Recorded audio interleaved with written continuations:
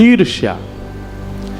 ईर्ष्या का भाव यदि आपके अंदर है, एक बात बहुत ध्यान से सुनो सब लोग, इधर देखो।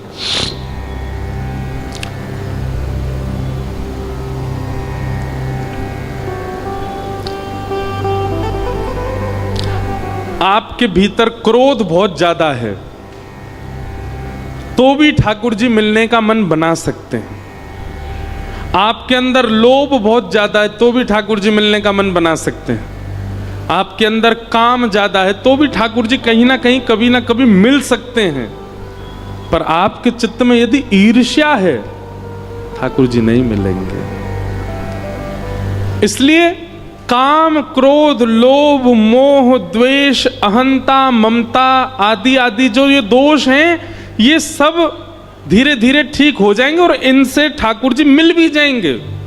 पर ईर्ष्या का दोष यदि आपके अंदर है, किसी की श्रेष्ठता देख करके आप चिढ़ जाते हो, किसी की सुंदरता को देख करके आपको ज्वलनशील मन में भाव आने लग जाते हैं, किसी का धन वैभव संपत्ति देख करके आपके चित्त में उसके प्रति ईर्ष्या की भावना आती है, ठाकुर जी आपसे बहुत दूर हैं। ईर्ष्यालु व्यक्ति से ठाकुर जी नहीं मिलते। इसलिए हमारी प्रार्थना है, सबसे पहले ईर्ष्या को नष्ट कीजिए।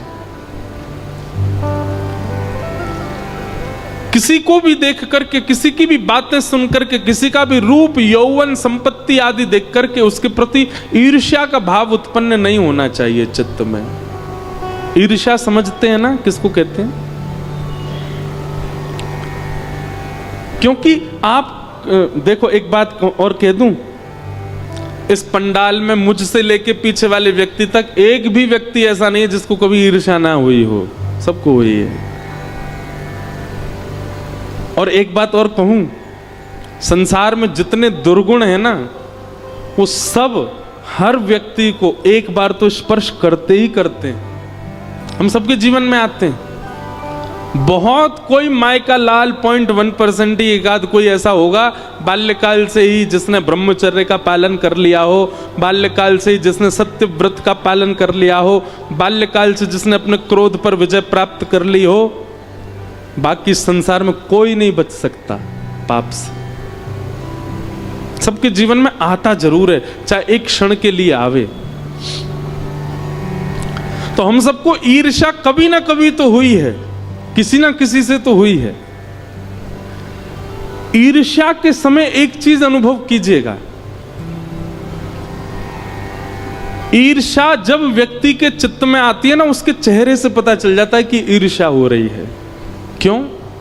क्योंकि ईर्ष्या होते ही हमारा चित्त, हमारा मन, बुद्धि, ये सब शून्य हो जाते हैं, सब शून्य हो जाते हैं। एक साथ इतने सारे विकार उत्पन्न हो जाते हैं हमारे चित्त में। ऐसी ऐसी पापजन्य विचारधाराएं भी ईर्ष्या में प्रकट हो जाती हैं जो कभी नहीं होनी चाहिए। कहां तक कहें, ईर्ष्यालु व्यक्ति यह तक सोच लेता है कि इस व्यक्ति की मृत्यु हो जाए। इतनी ईर्ष्या, इतनी खराब होती है ईर्ष्या।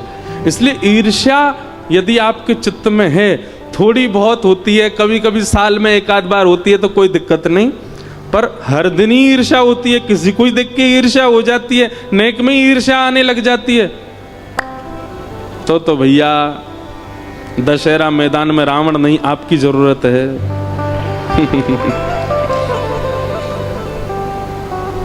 और इतनी ईर्ष्या यदि प्रकट होती है ना, तो इसका एक ही उपाय, एक ही औषधि है, सत्संग करना प्रारंभ करो।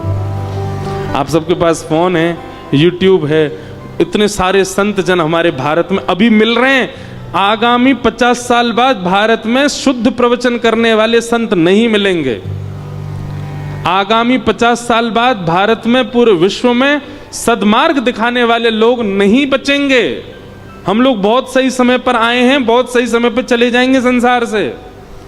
हमारी जो आगामी पीढ़ी है और उनकी जो आगामी पीढ़ी, बहुत खतरनाक समय देखेंगे वो लोग। इसलिए भैया, इस ईर्ष्या दोष को आप एक ही उपाय से ठीक कर सकते हो, और वो है सत्संग। जितना हो सके करो। एक नियम बना लीजिए, रात्रि सोते समय कोई प्रवचन सुन के सो।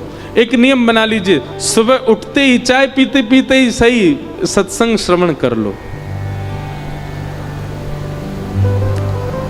गाड़ी से जाते हो, ऑटो से जाते हो कहीं भी मार्ग में कुछ मत गाने भाने मत सुनो, सत्संग श्रवण कर लो। और आपके आसपास कथा होती है तो 7 दिन के लिए कथा श्रवण करो। सत्संग ही एकमात्र औषधि है ईर्ष्या को नष्ट करने की। तो भैया ईर्ष्या यदि आपके चित्त में है तो यूं समझ लियो कि ठाकुर जी इतनी दूर हैं जितनों भारत से अमेरिका, इतनी दूर हैं ठाकुर जी, बिना वीजा पहुंच नहीं पाओगे। और वीजा केवल और केवल कथा में ही मिलेगा फिर, इसलिए कथा श्रवण करो। बोलो वृंदावन बिहारी लाल की जय। धर्म प्रोजित कैतवोत्र परमो निर्मत्सराणाम सताम वैद्यम वास्तवमत्र वस्तु शिवदम तापत्रयोन्मूलनम श्रीमद्भागवते महामुनि कृते किंबा परैरीश्वर सद्यो हृद्यवरुध्यते त्रिकृतभिः शुश्रूषुभिस्तत्क्षणात्। श्रीमद् भागवत का विषय क्या है? सुनने वाले के चित्त में परम धर्म प्रकट करना। परम धर्म का मतलब क्या होता है? धर्म मतलब अपना कल्याण, परम धर्म मतलब सबका कल्याण। सबके कल्याण की भावना चित्त में आने लग जाए तो समझ जाओ कि भागवत जी का विषय पूर्ण हो रहा है। दूसरी बात, हर दिन कथा सुनने के बाद में बाहर जाके तो आप क्या ही देखोगे, कथा विश्राम होते ही अगल बगल में देखा करो, एक दूसरे को देखो। जितने श्रोता यहां आए हैं आपस में एक दूसरे को देखो और सब में गुण देखो, इनमें गुण क्या है, सब में गुण का दर्शन करो।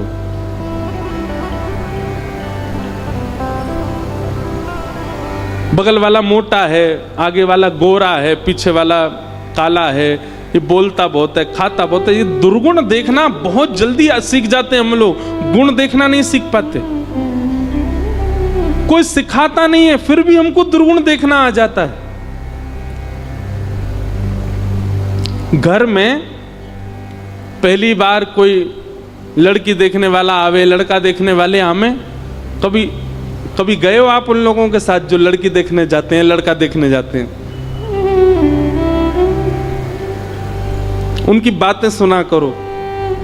वो जैसे ही बाहर आएंगे ना, घर से गाड़ी में बैठेंगे, लड़की देख के आए, गाड़ी में बैठते ही उसके गुण बाद में पहले बोल देंगे, सब ठीक है पर थोड़ी सी चालू लग रही है हमको, सब ठीक है पर उसकी नाक थोड़ी सी वैसी नहीं थी। और माताएं बहनों की तो बात ही बहुत विचित्र होती है। मेरी तो नजर उसके पाम में थी, पट्टे से है, पाम पट्टे पूरी चल रही थी, तो ऐसा लग रहा था जिस घर में जाए बंटा धार नहीं कर दे। अरे उसके गुण देखो ना, वो उसमें अच्छाई क्या थी? सब अच्छा है, लड़का बढ़िया है, पर थोड़ा सा हमको जो है चालू लग रहा था। देखनी चाय कैसे लपक के पी गया था। हमारे अंदर ये अवगुण देखने की इतनी स्थिति क्यों होती है? हम जिससे भी मिलते हैं उसमें अवगुण का ही दर्शन क्यों कर लेते हैं इतना जल्दी? स्वभाव स्वरूप होना चाहिए, सब में गुण देखो। अरे भैया कथा सुनने वाला पता है कैसा होता है? किसी व्यक्ति की 100 बुराइयां की गई, अरे वो ऐसा है, वो ऐसा है। आप भोपाल जा रहे हो ना, बोले हाँ भोपाल में वो व्यक्ति आएगा आपसे मिलने, अच्छा उसमें महाराज जी वो ऐसा है, उसकी बुद्धि ऐसी है, उसका स्वभाव ऐसा है, वो ऐसा है। मुझसे 100 बुराइयां कर दी, लेकिन वो व्यक्ति जैसे ही मेरे सामने आया मुझे वो 100 की 100 बुराइयां ना दिख करके उसमें गुण दिख गया। ये कथा के श्रोता का लक्षण होता है।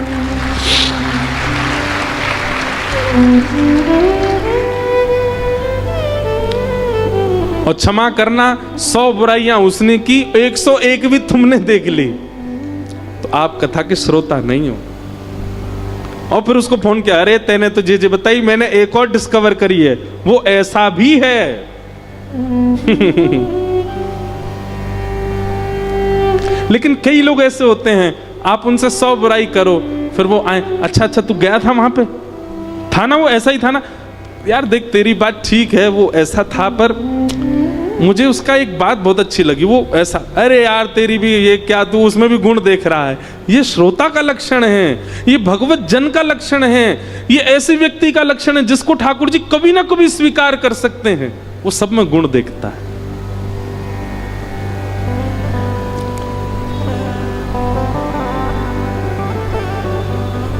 गुण देखो, देखो हमारी स्थिति क्या, हम तो अभी 7 दिन यहाँ कथा कर रहे हैं, यहाँ से फिर बेंगलोर चले जाएंगे, फिर वहां से बंबई चले जाएंगे, फिर वहां से कहीं चले जाएंगे। हमको तो हर दिन नई जगह, हर 7 दिन में नई जगह जाना होता है, और हर नए व्यक्ति से मिलना होता है। भोपाल में जैसे लोग मिले, जरूरी नहीं अगली कथा में ऐसे मिले। पहले ऐसा होता था, जब प्रारंभ में कथाएं शुरू की थी तो ऐसा होता था।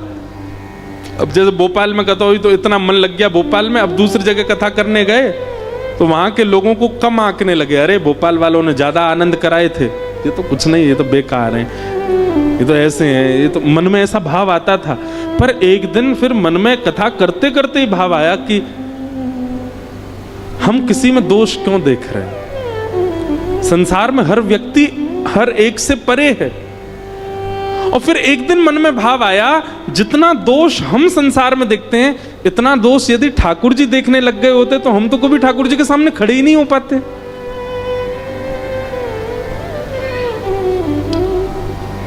जब स्वयं को आप ठाकुर जी के सामने खड़ा करते हैं मंदिर में, उस समय स्वयं से पूछा कीजिए, क्या वास्तव में लायक थे हम इनके सामने खड़े होने के?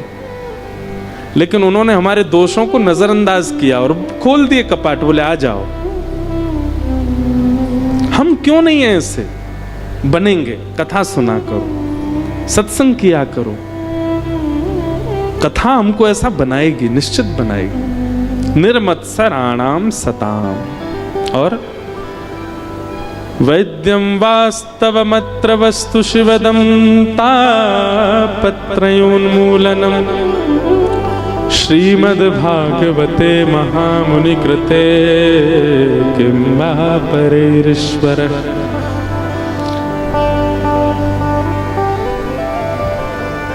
भागवत जी के 2 श्लोक में भागवत कथा सुनने से हरिश्चित्तम समाचरेत, ऐसा भाव बताया। 3 श्लोक में वक्ता के गुण क्या होने चाहिए ये सब बताए। तत्पश्चात श्री सूत जी महाराज ने अपने गुरु को वंदन किया और भागवत कथा सुनाना प्रारंभ किया। भगवान के अवतारों का वर्णन करते हुए श्रीमद् भागवत जी की रचना के भाव बताए। भागवत जी की रचना क्यों की गई, बहुत सावधानी से सुनना, बहुत अच्छा प्रसंग है। 18 पुराण लिखे जा चुके थे, 18 उप पुराण लिखे जा चुके थे, 17 महापुराण लिखे जा चुके थे। उसके बाद 18वां महापुराण भागवत लिखने की क्या आवश्यकता थी? तो वर्णन करते हैं कि वेदव्यास जी ने इतने ग्रंथ लिखे, लेकिन उनके मन को शांति नहीं थी, उनके मन को संतोष नहीं था। तब वेदव्यास जी महाराज ने कहा कि मैं ऐसा क्या लिखूं जिससे मेरे मन को संतोष हो। तब नारद जी महाराज ने आकर के वेदव्यास जी को समझाया कि भवतानुदित प्रायम यशो भगवतो मलम येनैवासौ न तुष्येत मन्ये तद्दर्शनम खिलम। बहुत बड़ा सूत्र है, सबके सुनने योग्य। वेदव्यास जी महाराज ने 18 पुराण लिखे, 18 उपपुराण लिखे, 4 वेद लिख दिए, उपनिषद लिख दिए, महाभारत लिख दिए, लेकिन फिर भी उनके मन को शांति नहीं मिली।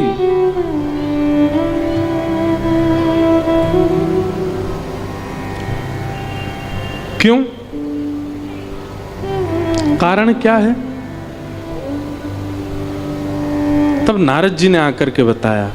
नारद जी बोले, व्यास जी आपने सब भावों का वर्णन किया, चतुर्विध पुरुषार्थ का वर्णन किया, पर जिस भाव का वर्णन करना चाहिए था आपने उसका वर्णन नहीं किया, इसलिए आपका चित्त अशांत है। नारद जी बोले, किस भाव का वर्णन नहीं किया? बोले, प्रेम।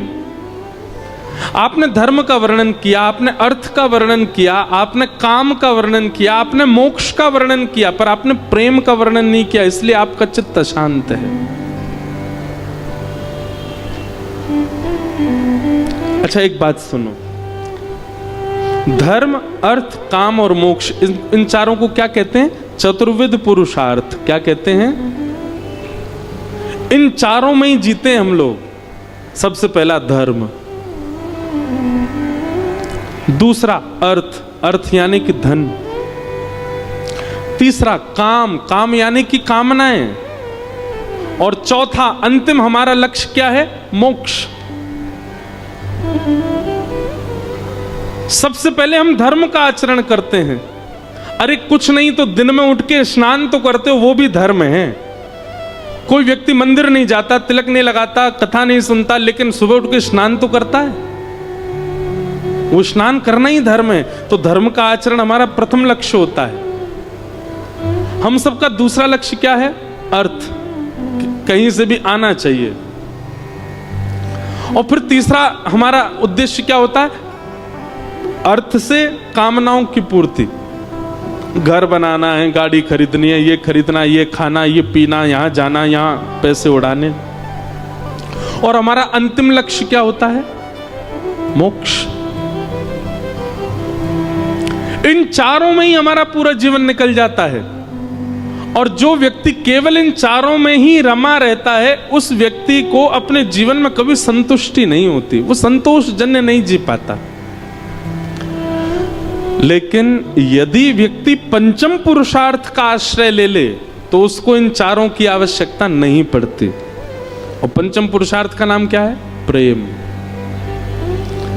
प्रेमी व्यक्ति जब हो जाता है तो वो कई बार धर्म का आश्रय नहीं लेता।